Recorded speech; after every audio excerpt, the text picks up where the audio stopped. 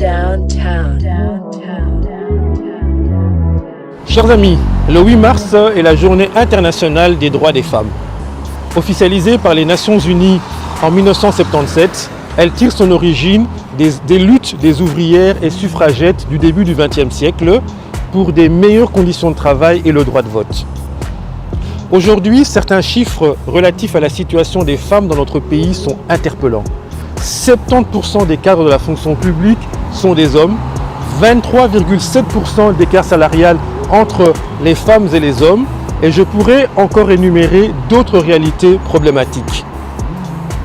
Ainsi, c'est l'occasion, à travers cette journée, de donner la parole à Sheila Silva, jeune étudiante brésilienne de 20 ans au lycée Guy Cudel de Saint-Josse, qui, suite au refus de sa demande d'asile en janvier 2021, risque l'expulsion de notre pays.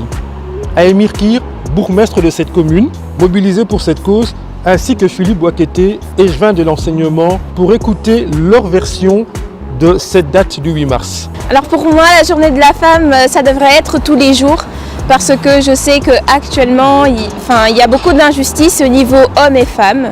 Et il y a beaucoup de violence envers les femmes aussi. Et en Europe, il y a beaucoup d'injustices envers les femmes, surtout au niveau salaire. Le salaire de l'homme et le salaire de la femme, ce n'est pas du tout la même chose. Et je pense que c'est une journée où on doit se rappeler des difficultés que les femmes doivent subir parce qu'elles sont des femmes en fait. Aujourd'hui, c'est difficile d'être une femme. On peut faire des choses, les hommes peuvent faire des choses et les femmes ne peuvent pas le faire. Donc c'est une journée où tout le monde devait se sensibiliser, se mettre dans la peau d'une femme pour sentir ce qu'elles subissent. L'école n'est pas le lieu simplement de la transmission du savoir et de l'instruction. C'est aussi là qu'on apprend à devenir des citoyens à part entière. Parfois la critique est facile par rapport à des écoles populaires comme dans ma commune.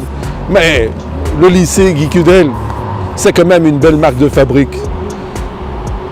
Des enseignants, des élèves qui se mobilisent pour Silva et sa maman, c'est magnifique.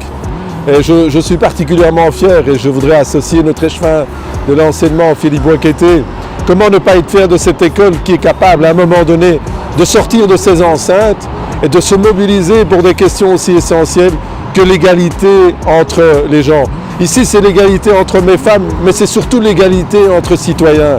Cette violence où on demande à des femmes finalement de choisir une orientation qu'elles ne souhaitent pas, en tout cas dans l'immédiat, qu'on leur demande déjà d'orienter leur vie, eh bien la journée des droits de la femme doit être là pour nous rappeler que c'est un combat aussi qu'on doit mener. Les femmes ont le droit de choisir la vie qu'elles veulent mener et cette vie ce choix ne doit pas être contraint par des considérations administratives. Et pour conclure, comme a écrit George Sand, romancière française du 19e siècle, l'avenir peut s'éveiller plus beau que le passé.